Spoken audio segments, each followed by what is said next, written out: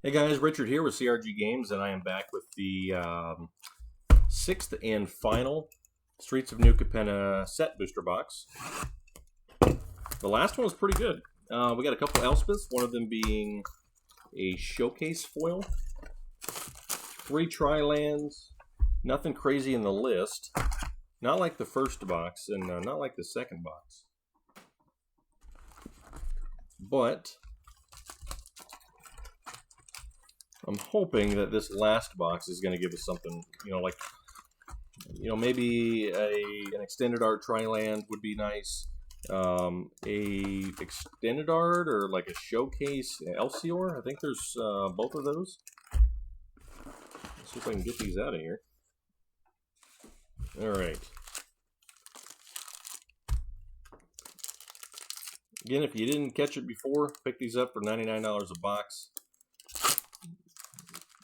You know, it's always kind of been that a Magic the Gathering booster box, it's about $100. I mean, that's the retail price, $99.99. You pay $100 for a draft booster box, and if you get a set booster box, it's $110. Like that's the going rate. It seems like that's the generally accepted price for those two products. So anytime you can get them for less than that, you get closer and closer to the point of being able to maybe make a couple dollars off the box, even after you get to have the satisfaction of opening it. Threefold Signal. I have not seen this yet. It's because it's a commander card.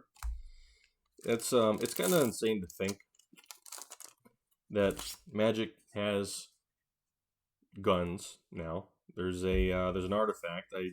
I'm gonna call it a gun because it kind of is. We've got cars. We've got traffic signals.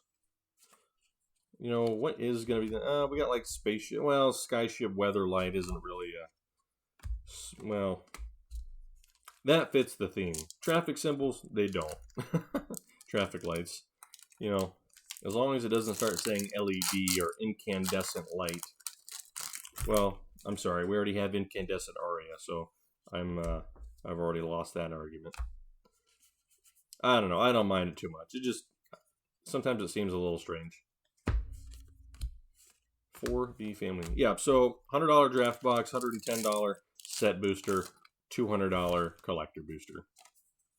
As I understand it, and those are kind of like what my expectations are. Like if I go to a store and I see the product on the shelf, I would expect to pay $110 for a set booster, $100 for the draft booster, and $200. It's got a ding there. $200 for the collector booster. With the price increases coming from WotC, somewhere between 8 and 11% depending on the product.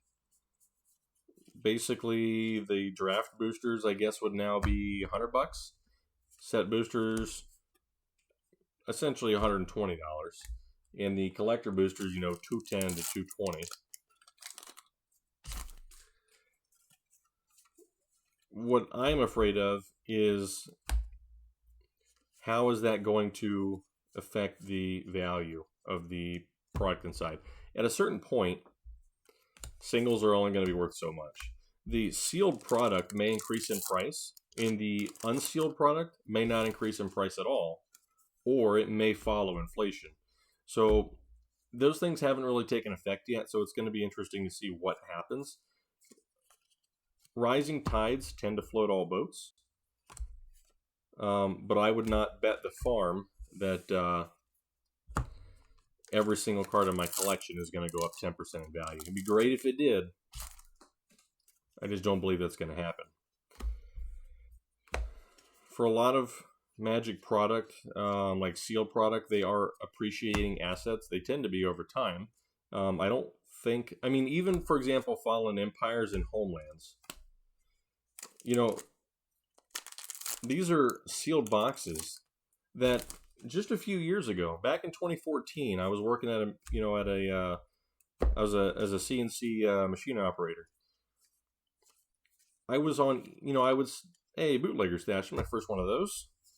I would spend my nights there and an Urbrask, awesome. While I'm in between, production or I'm waiting for a cycle to finish or something like that, I would be on eBay. It's been a long time since I worked there, so I don't care if anybody knows that. I'd be on eBay buying cards, and I specifically remember you could buy Fallen Empires boxes for like $60 to $70 on eBay, and this was back 2014, 2015.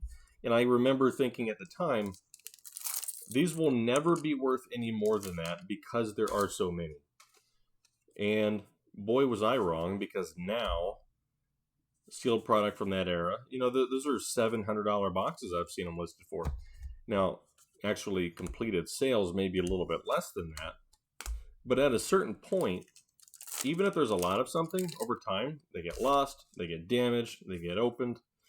There are some reserve list cards in those products. Nothing's really super expensive, but which of the Moors? Yeah, even the most highly mass-printed, almost bankrupt the company sets rise in price over time in a product that's good. As long as the game is kept healthy, people are playing it, people want to buy new cards. Hey, Zytor's Proving Ground, excellent. That is what I asked for, and I received it.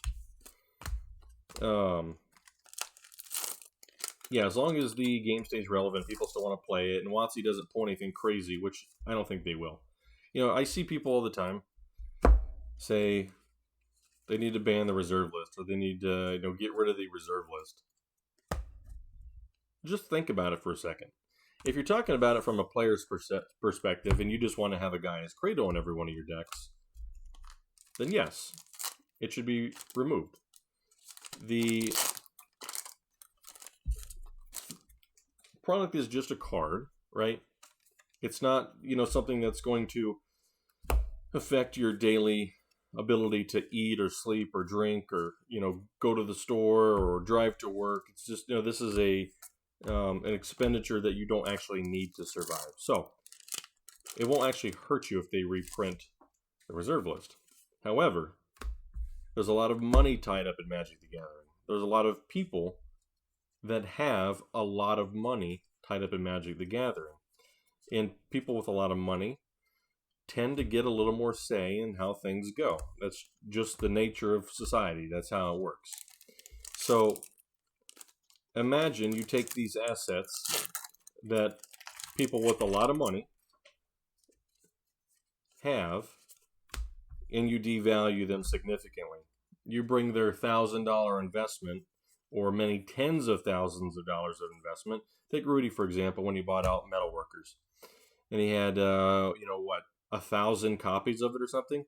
The first thing I thought when I looked at that, Profaner of the Dead, is, one, I'd love to have those, because I only have one. Two, at $100 a pop, that's $100,000 sitting in that brick. Now imagine WotC says, hey, we're getting rid of this. We're going to reprint that card. That's going to be a box topper like Gala Greeters in every box. What do you think, Mr. Investor? The amount of money that would be flowing out of WotC or out of Hasbro would be tremendous, because that's a dangerous precedent to set, that we are making a conscious decision to devalue your cards, your investment. And I don't think they will do that.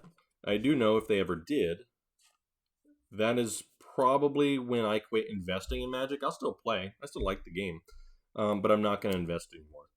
I probably won't crack any boxes, because while the part of this that I like is the investing aspect of it, the ability to make money. And I'm not trying to flip things. I'm not a whale that, purchases thousands of boxes and then, just to hold them and hoard them and then flip them.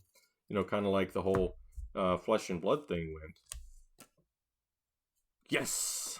A second Sensei's Divining Top. So, my buddy was just asking me today, hey, what are you doing with that one you pulled in the other box? I said, well, I'm keeping that one. I needed it. Now I've got another one. Now, he may have one. I'm cutting him a really good deal on it. That's the perks of, I guess, having friends that play and cracking a bunch of boxes. As long as I can make enough money to, pay back what I've bought, I have no problem giving people deals on this kind of stuff. I love this signature because to me that looks like a fish, and this is Scott Fisher, so that makes sense. I love that art credit. It's Giada. Um, yeah, I love that one. That's awesome. Um, but yeah, WotC's not going to take the risk of spitting in the face of their people that invest in the product. It would be a very bad move. We've seen what happens when people, you know, lose confidence in a product. That product can quickly turn from thriving to dead. And I would hate to see that happen because I love Magic the Gathering. I don't want it to. I don't want to stop playing it. I don't want to stop investing in it. I want it to spread because it's a great game, and it is very good at developing people's critical thinking skills and strategic skills. As long as you're not going on line and typing into Google, what is the most degenerate deck I can build at the least amount of effort possible? If you don't Google that and you Google what's a pretty neat deck idea, or you go on EDHREC and you pick an obscure commander and you say, I want to build this and try to make it work. That's developing your brain. From a scientific standpoint, you learn something new. You develop those neuron, links in your brain and all that jazz. I'm not a biologist by any means, but I kind of have a general idea of how it works. Yeah, you can learn by playing Magic the Gathering. Now, funny little story, back in the day when I was playing RuneScape, I know many of you have probably played RuneScape. I used to tell my parents that, hey, there's puzzles in this. There's a random event here where they put you in a maze and you have to find your way out. Now, this is back in 2005, 6, 7, those days. I'm learning. I should be able to play this, all night, basically. To an extent, it was true. But I really just wanted to play all night. So, I got a Lord Xander, the collector. Pretty cool there. 3 packs left. Man, I got so many stories from my old RuneScape days. A lot of friends made. A lot of friends that moved on and never heard from them again. But, keep them on my friends list just in case. If I ever log in one day and they're on, sweet. So we got a Showcase Obnixilis. You know what? This is probably the best box now. This has got to be. That third to the last pack. He's the regular one, I want to say, is around $28 to $30. This one's probably, maybe $32 to $35. Not a significant premium, but enough to make a difference. The foil etched version of this is, I think, $170 to something dollars. That is according to Echo MTG. That is the platform that I use to track, card prices. A lot of functionality in that. I'm not sponsored by them, obviously. I'm buying all these with my own money. But I love their product. I've been using it for a really long time. Professional Facebreaker, Involuntary Employment.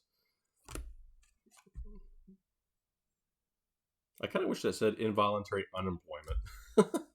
The mob comes to your house. They do some stuff. You're now involuntarily unemployed because you can't work. You got your kneecaps. So, this has been the 6th box. I think this was pretty good. The list cards, meh. Urbrask, I think he's around $10 or so. I have this guy, though. I have the, I think it's a new Phyrexia version. But Obs, Ayatoras, Obscura Charm's actually not worth anything, really. But Sensei's Divining Top, that's another, $38 to $44. It has been decreasing in price heavily because of the amount that are being pulled. But, like I mentioned, I think it was in the last video, at a certain point, Sensei's Divining Top is too ubiquitous. It's such a, a classic, iconic card that it's, I don't think it'll ever be a, a $10 card, a $20 card. It might, it might for a time be a $30 card. But I would expect it to stay around the $40 to $50 mark. I think that's a fair and good price for Sensei's Divining Top.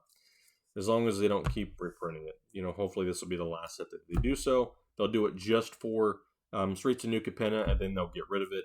But that will have to wait to be seen. So I hope you guys enjoyed this box opening series. This was box number 6. So from here on, I'm going to go through all the cards, sort them, you know, put them on the spreadsheet, try to figure out some different metrics. You know, what percentage of these boxes has the gilded foils? How much money can you make from the list? And what portion of the value of this set is the list actually made up of? That's something I've been wondering since learning that there's only 68 or 67 cards in the list now. So we'll find all that out. And until then, I will catch you guys later.